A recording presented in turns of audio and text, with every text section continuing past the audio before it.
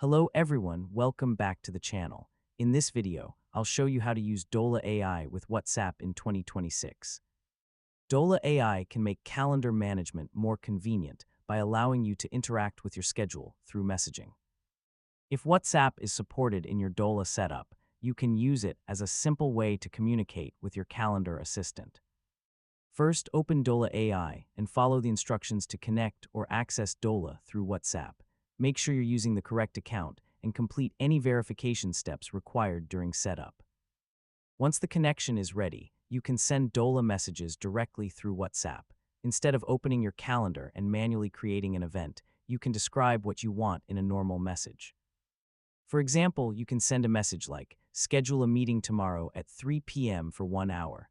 Dola can interpret the request and help create the calendar event based on your connected calendar. You can also use WhatsApp to create reminders. For example, you could say, "Remind me to submit the report tomorrow at 5 p.m." This makes it easy to add important tasks while you're already using your messaging app. If your plans change, you can send another message to update a supported event. For example, you might say, "Move my meeting to 4 p.m."